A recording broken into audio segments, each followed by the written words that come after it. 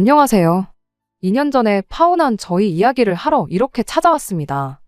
벌써 2년이나 다 지난 이야기를 지금 와서 해 뭐 하겠냐만. 이렇게 사연을 보내게 된 건 이제서야 그때 묵혔던 한을 풀 수가 있었기 때문이에요. 저는 올해 34살로 공무원으로 일을 하고 있어요. 제가 공무원 준비를 시작할 때만 해도 말들이 많았어요. 공무원 그거 옛날에나 철밥통이라고 인기가 많았지. 지금이 그때랑 비교해서 정년보장도 잘 되고 월급도 얼마나 올랐는데 그 돈 받고 일을 할 생각을 하냐면서요.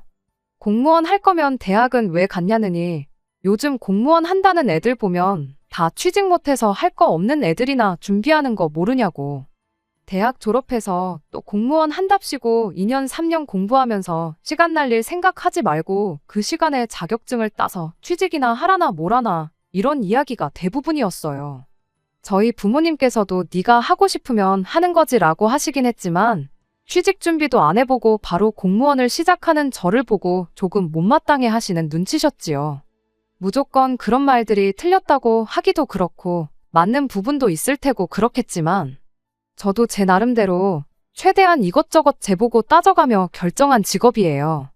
박봉일지라도 안정적이기도 하고 이래저래 연금이라든지 보장도 잘 되어 있는 편이라 생각하고 억대 연봉까지야 못 가겠지만 결국 연차수 쌓이고 승진하고 그러면 벌이도 늘어나는 법 아니겠나요? 제가 돈 하나만 보고 직업을 구한다 생각하면 그럼 취직이 아니라 장사를 해야 하는 거 아닌가 그런 생각도 있었고요.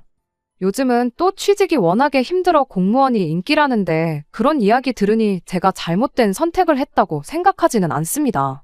아무튼 그렇게 저는 대학교를 졸업 후 2년간 시험 준비를 했고 당당히 시험에 합격해 일을 시작할 수 있었어요. 아무리 공무원 월급이 적다지만 혼자 쓰기엔 차고 넘치는 돈이었고 부모님 집에서 계속 신세를 지면서 저축도 꽤 많이 할 수 있었습니다. 아직 할부가 조금 남아있긴 하지만 차도 한 대 뽑았고요. 출퇴근도 출퇴근이지만 업무상 필요하기도 해서 말이에요. 그래도 이래저래 나름 괜찮은 삶을 살고 있었습니다. 그렇게 연차수 쌓여서 승진도 한 번 하고 연애도 딱 그때 시작했어요.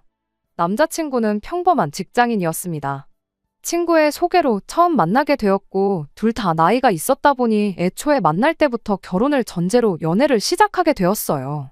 결혼 전제로 시작한 연애였다 보니 처음 만나다가 서로 아닌 것 같으면 깔끔하게 헤어지기로 했었는데 만나다 보니 서로 잘 맞는 부분도 많았습니다. 소탈한 성격에 다정다감하고 결혼 상대로 손색이 없는 그런 사람이었어요. 남자친구 또한 저와의 결혼을 긍정적으로 생각하고 있었고 그렇게 연애 8개월 만에 결혼 이야기도 오가게 되었습니다. 월급만 두고 보면 당연히 남자친구가 저보다 벌이가 좋았습니다. 하지만 그때 당시엔 제가 기우는 결혼을 한다고 할 만큼 잘 버는 편은 또 아니었어요. 뭐 엄청나게 오른 건 아니지만 이러나 저러나 저는 일한 지도 좀 되었고 승진도 한 번 했었으니까요. 당시 남자친구는 저보다 한 살이로 그때 제 나이가 32이었으니 33살이었죠. 남자친구가 저랑 연애를 처음 시작했을 때가 막 취직한 지 1년이 지났을 때였어요. 결혼 이야기 막 주고받기 시작하고 한참 결혼 준비 시작했을 때도 2년 차가 넘어가지 않았을 때였거든요. 사실 같은 연차수로 계산해보면 남자친구 벌이도 저랑 훨씬 차이가 났을 부분이라서 그때 당장 벌이만 두고 봤을 때 차이가 별로 없던 거지 나중 가면 격차가 심해졌었을 거예요. 아무튼 그렇게 결혼 이야기도 빨리 나오긴 했지만 현실적으로 생각해보면 준비가 많이 되어 있는 상황은 아니었어요. 아무리 열심히 모았다지만 솔직히 공무원 월급에 제가 모아놓은 돈은 3천만 원 조금 넘게 모은 게 전부였거든요. 할부가 거의 끝나가는 차까지 생각하면 대충 5천 정도까지 모아놓았다 쳐도 되지만 또 당시 남자친구가 월급이 저보다 좋았다고 한들 일한 기간이 2년도 안 되었다 보니 모아놓은 게 2천만 원 조금 덜 되게 모아놓았던 게 전부였어요. 이래저래 현실적으로 이야기하다가 양가 부모님께 5천만 원씩 지원받아서 결혼하는 쪽으로 이야기가 되었죠. 더 받을 수 있으면 더 받으면 좋았겠지만 애초에 두 사람 힘으로만 하려다 도무지 답이 안 나와서 내린 결정이었고 그 정도가 양가 부모님께 요청할 수 있는 최대였어요. 그러는 과정에서 남자친구와 허례허식 같은 건 생략하고 결혼식 비용도 최대한 아끼는 쪽으로 이야기가 되었고, 그렇게 저희는 결혼 준비를 시작하게 되었습니다. 양가 부모님께 인사도 드리고 상견례까지 마치고 나니 정말 이대로 결혼해서 행복하게 살겠구나 하는 생각밖에 없었어요. 그렇게 결혼식 날짜까지 다 잡힌 상황에 예비 시어머니 때문에 결혼이 엎어지게 될 줄은 정말 생각도 못했습니다. 하루는 예비 시어머니가 저만 따로 봤으면 좋겠다는 연락을 해왔어요. 불러낼 때 따로 이유는 말해주지 않았고 그냥 밥이나 한 끼 같이 먹자는 말뿐이었죠. 처음 인사드리러 갔을 때 양가 상견례할 때 그렇게 딱 2번 봤던 게 전부였는데 그때까지만 해도 그냥 평범하게 좋은 분이시구나 하는 생각밖에 없었거든요. 그 뒤로 결혼 준비하는 내내 따로 봤던 적이 없었다 보니 갑자기 저만 따로 불러낸 게 의아하긴 했지만 결혼하기 전에 며느리랑 좀 더 친해지고 싶어서 그러시는가 보다 하고 기쁜 마음으로 자리에 나갔습니다. 예비 시어머니가 저를 데리고 간 곳은 인당 9만 원씩 하는 코스 요리가 나오는 고급 레스토랑이었어요. 남자친구 집 형편이 그닥 넉넉한 편은 아니라고 알고 있었어서 참 많이 놀랐죠. 그냥 평범한 곳 가서 먹어도 되는데 며느리라고 이렇게까지 신경을 써주시는구나 했거든요. 주문하면서 비싼 와인까지 같이 시켜주시는데 정말 감사한 마음뿐이었죠. 저도 이런 곳은 남자친구랑 데이트하면서도 한 번도 와본 적이 없던지라 음식이 나올 때마다 사진 찍는다고 정신이 없었는데 메인 요리가 나오고 나서 예비 시어머니가 다짜고짜 저한테 그날 불러낸 이유를 꺼내왔습니다. 너는 근데 눈치가 없는 거니? 아니면 여우같이 다 아는데 모르는 척 하는 거니 하면서요. 갑자기 돌변한 예비 시어머니의 태도에 놀라서 무슨 말씀을 하시는 건지 잘 모르겠다고 대답했는데 대놓고 왜 결혼식이 코앞인데 아직도 예단 이야기가 없느냐고 뭐라 한 소리를 하는 거예요. 그 말을 듣고 나서 또 제가 예단이라니 무슨 말씀이신지 진짜 모르겠다고 대답했죠. 결혼한다는 애가 나이 32이나 먹은 애가 예단이 뭔지 모를 리가 있겠냐고 알고 모르는 척 하고 있는 거 다 티난다고 갑자기 짜증을 내는데 정말 무슨 반응을 보여야 할지 모르겠더군요. 다른 집 며느리들은 결혼한다고 시어머니한테 명품 가방이다, 현금이다, 뭐다 이런 거 말 한마디 안 해도 알아서 척척 준비해 온다던데 너는 어찌 내가 직접 말을 꺼낼 때까지 입도 뻥끗 안 하고 말을 꺼내니 모르는 척을 할 수가 있느냐면서 뭐라 하대요. 갑자기 펼쳐진 상황에 정말이지 이게 지금 무슨 상황인가 머릿속이 점점 복잡해지기 시작했어요. 말씀드렸다시피 결혼 이야기 나누면서 남자친구하고는 허례허식은 생략하기로 이미 이야기가 되어 있던 상황이었거든요. 남들 다 업체 끼고 찍는 웨딩 사진도 결혼식 비용 좀 아껴보자고 저희가 카메라 빌려서 찍고 그랬어요. 스드메 비용도 아끼겠다고 드레스만 빌리고 머리랑 메이크업은 그쪽 일을 하고 있는 제 동생 친구들한테 부탁해놓은 상태고 남편도 나비 넥타이 하나만 빌려서 회사 면접 볼 때 사놓은 정장 입고 식을 올리기로 했었거든요. 신혼 여행 비용도 아낀다고 타협해서 그냥 평소에 가보고 싶었던 가까운 일본으로 짧게 다녀오기로 했고요. 그렇게 결혼식 준비까지 다 끝내놓은 상황에 갑자기 예단 타령을 해대니 어떻게 반응을 보여야 할지 정말 혼란스럽기만 했습니다. 혹시나 저러시는 게 남자친구가 예비 시어머니한테 우리가 허례허식도 생략하고 다른 비용도 최대한 절약해서 결혼을 하기로 한 사실을 말을 안 했던 건가 싶어 최대한 조심스럽게 말을 꺼냈습니다. 저희가 워낙에 모아놓은 돈이 없이 결혼한다고 저희들끼리는 예단 같은 건 생략하기로 이미 말을 끝내놓은 상황이라고 혹시 남자친구가 따로 말을 안 했던 거냐 물었죠.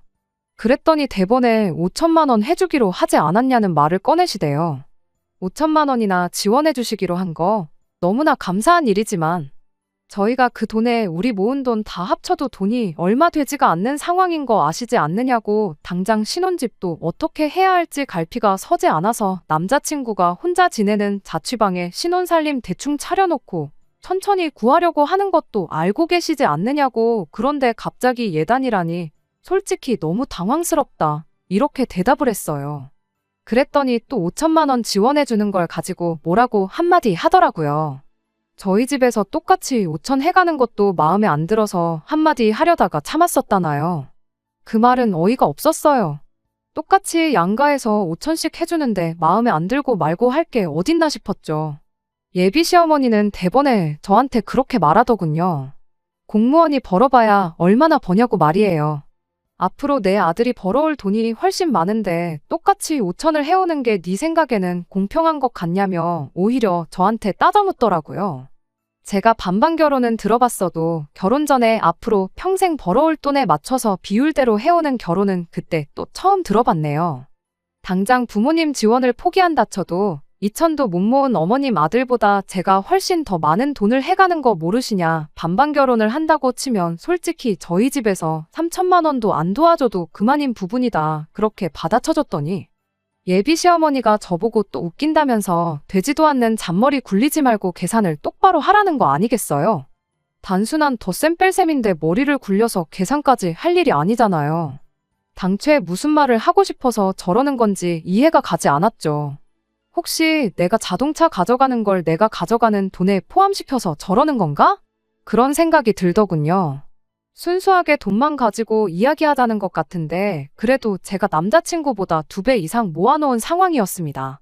그래서 알겠다고 순수하게 현금으로만 계산하면 4천만 원 조금 덜 된다고. 결혼 후에도 계속 타고 다닐 차고 어머님 아들도 같이 쓰게 될 텐데 당연히 제가 가져가는 돈에 포함시켜야 된다고 생각해서 포함시킨 거라 대답했습니다. 그리고 그렇게 차를 빼고 계산한다고 쳐도 순수하게 현금만 두고 보면 여전히 어머님 아들의 2배 가까이 해가는 건데 어떻게 제 계산이 틀린 건지 따져 물었습니다. 그랬더니 뭔 되도 않는 자동차 이야기를 꺼내냐며 끝까지 저보고 계산 참 웃기게 한다며 비아냥거리는 거 아니겠어요? 그럼 대체 어떻게 계산을 해야 하는 건지 싶어서 예비 시어머니한테 한마디 따져 물었죠. 그랬더니 이렇게 말하대요. 네가 모았다는 그 4천만 원이 누구 주머니에서 나온 줄은 아냐더니 공무원 월급이 바로 국민의 세금에서 나오는 거 아니겠냐는 겁니다. 당최 무슨 소리를 하려는 건지 도무지 이해가 안 가서 네? 하고 뭔 소리를 하는 거냐 되물었지요. 그랬더니 한다는 소리가 국민 세금으로 받는 제 월급이 평생 당신이랑 아버님이 내온 세금에서 나온 거나 마찬가지 아니겠냐더군요. 거기에 남자친구도 일을 시작하고 세금을 내기 시작했으니 남자친구 돈까지 포함된 거랍니다. 말인즉슨 자기들이 낸 세금으로 그동안 제가 밥 벌어먹고 살아온 거고 그 덕에 돈도 그만큼 모을 수 있었다는 소리지요. 그러니까 저는 땡전 한 푼 안 해오는 거나 마찬가지라는 겁니다. 맨몸으로 시집을 올 거면 당연히 예단 정도는 해오는 게 도리 아니겠냐고 따지고 드는데 한마디로 어이가 없었죠. 곧바로 예비 시어머니한테 그건 또 무슨 논리냐고 따져 물었어요. 세금은 저도 내고 있고 저희 부모님도 평생을 내셨고 아니 누가 내고 안 내고를 따지기 전에 대한민국 국민 중에 세금 안 내고 있는 사람이 세상에 어디 있느냐고요. 예비 시어머니는 제 말에는 대답을 안 하고 여태까지 자기가 낸 세금이 얼마나 되는지 아느냐면서 끝까지 여지껏 제가 받은 돈은 당신이 준 돈이나 마찬가지라고 막무가내였습니다. 세상에 우리 조카 아이가 장난감 하나 사달라고 마트에서 땡깡을 부려도 이보다는 덜하지 않았겠나 싶었죠. 그래서 그냥 알겠다고 제가 포기했어요. 명품 가방 하나 예단으로 사오면 되는 거냐고 뭘 갖고 싶으시냐 대답했죠. 예비 시어머니는 이제서야 말이 통한다는 듯이 씩 하고 웃더니 진작에 이렇게 나오지 그랬냐며 괜히 아까운 음식만 차갑게 식지 않았느냐고 더 맛없어지기 전에 얼른 먹으라고 하시대요. 그러면서 곧바로 핸드폰으로 찾아놓은 걸 보여주더라고요. 아마 모르긴 몰라도 제가 따져 묻지 않고 당연히 해드려야죠 순순하게 나갔으면 바로 보여주려고 이미 준비를 다 해놓은 게 아닌가 싶었네요. 그래도 한 번 받는 거라고 좋은 거 받고 싶었는지 800만 원짜리 가방을 골라놓으셨길래 이거면 되는 거냐 했죠. 내친 김에 식사 끝나면 당장 사러 가자고 그렇게 한마디 하고 예비 시어머니한테 마지막 한마디 해줬습니다. 그럼 이거 받으시는 걸로 여지껏 나라에 세금 냈던 건 다 돌려받으신 걸로 알겠다고. 앞으로 여태까지 세금 내오신 걸로 나라의 그 어떤 혜택이라도 하나 받으시면 가방도 돌려받아 갈 거고 반반 결혼 맞춰야 하니 3천만 원도 더 준비하시라고요. 그 말이 끝나기 무섭게 예비 시어머니가 깜짝 놀랐는지 입에 있던 걸 푸악하고 내뱉더니 사례라도 걸린 듯 콜록콜록 재채기만 하시대요. 옆에 시켜놓은 비싼 와인 한 잔 들이마시고 잠깐 숨을 돌리더니 그건 또 무슨 미친 소리냐길래 어디가 미친 소리냐고.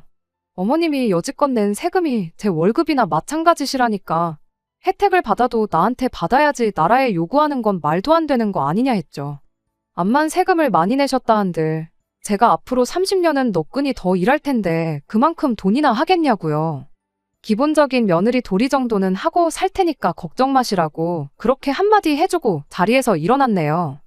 예비 시어머니가 저를 붙잡길래 미안하다고 사과라도 하려는 줄 알았더니 지금 가방 사러 가는 거냐고 묻길래 그냥 돌려 말할 것도 없겠다 싶어서 예비 시어머니가 처음 말 꺼냈을 때랑 똑같이 되돌려줬습니다. 눈치가 없으신 거냐고, 아니면 알면서 모르는 척 하시는 거냐고. 인생 이만큼 살아오신 분이 예비 며느리가 이 정도까지 이야기하면 당연히 파혼하자는 이야기 아니겠냐고 그렇게 한마디 해주고 자리를 박차고 나왔습니다. 그랬더니 곧바로 저를 따라 나와 다시 저를 붙잡길래 미안하다고 사과라도 하려는가 싶었는데 어이없게도 갈 땐 가더라도 밥 먹은 건 계산하고 가라시더라고요. 애초에 비싼 밥 먹으러 온 것도 보아하니 며느리 사줄 생각이 아니라 여태 낸 세금 환급 받는 느낌으로 좋은 식당을 찾아놓은 거구나 싶었네요. 그래서 이걸 내가 왜 계산하냐고, 어머님이 침 뱉어놓는 바람에 제대로 먹지도 못한 걸 왜 내가 계산해야 하냐고 따졌어요. 여태까지 낸 세금이 아까우면 나 말고 나라에다가 청구하시라고 한마디 말해주고 그냥 저 혼자 먼저 자리에서 뛰쳐나왔습니다. 그렇게 파혼까지 해버리게 되었어요. 솔직히 예비 시어머니랑 이렇게 돼버린 거 남자친구가 어떻게 나와도 돌이킬 수는 없겠다는 생각이었습니다. 1년 안 되는 짧은 연애긴 했지만 그래도 결혼 약속까지 한 사이인데 남자친구가 이 사실을 알면 어떻게 설명을 해야 할지, 혹은 남자친구가 대신 사과하고 이런 일이 앞으로 없게 할 테니 용서해달라고 하면 거기서는 또 어떤 반응을 보여야 할지 정말 고민되고 또 고민되었어요. 아니나 다를까 이 파혼 소식을 전해 듣게 된 남자친구한테 연락이 왔습니다. 어머니한테 방금 이야기 들었는데 이게 다 무슨 일이냐면서요. 이야기 다 들었으면 무슨 일인지 다 알고 전화한 거 아니냐, 나한테 또 상황 설명을 들어야겠냐고 대답하니 남자친구가 아무 대답이 없대요. 그러더니 어머니가 사고방식이 좀 옛날 사람이라 그런 거니 저보고 신경 쓰지 말고 한 귀로 듣고 한 귀로 흘리라는 말을 하는 거 아니겠어요? 그게 신경 안 쓰고 넘어갈 일이냐고. 내가 여태까지 일하면서 국민 세금으로 월급 받으니 봉사한다는 기분으로 일하라는 말은 들어봤어도 자기가 낸 세금으로 내 월급을 줬으니 그 돈도 자기 돈이라고 우기는 사람은 또 처음이라고 따졌죠. 예비 시어머니 대신 저한테 사과해주는 모습을 기대한 건 아니지만 남자친구는 오히려 저한테 짜증을 내기 시작했어요. 지금이야 남이지만 결혼하면 다 한 가족인데 그 정도는 이해해줄 수 있는 거 아니냐면서요.